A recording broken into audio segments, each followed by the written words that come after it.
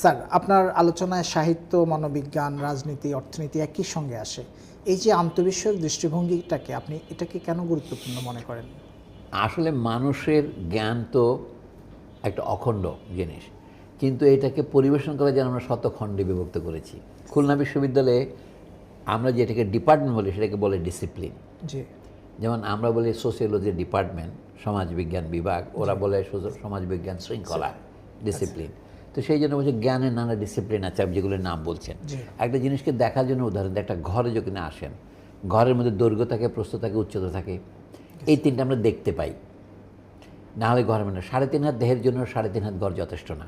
Architecture মাথার উপরে একটা খালি জায়গা থাকে, কিন্তু আরেকটা কথা আমরা চোখে পড়ি না, ঘরটা কোন সময়ের, এটা কি ভিক্টোরিয়ান আমলের, এলিজাবেথের আমলের, আকবরের আমলের, না এটা আমাদের না কি এটা ডক্টর ইউনূসের আমলের। আপনি বলেন না ঘরের একটা আমল আছে।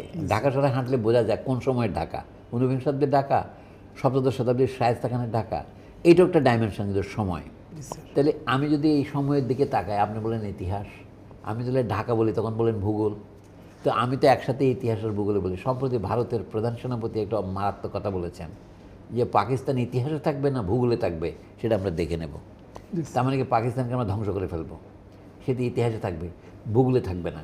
তা আমি যদি ইতিহাস ভূগোল দুটোই আলোচনা করি, কোনো তো ক্ষতি নেই আপনার। দর্শক, আজকে এই পর্যন্তই। দেখা হবে আগামী কোনো অনুষ্ঠানে। ভালো থাকবেন, সুস্থ থাকবেন। আল্লাহ হাফেজ।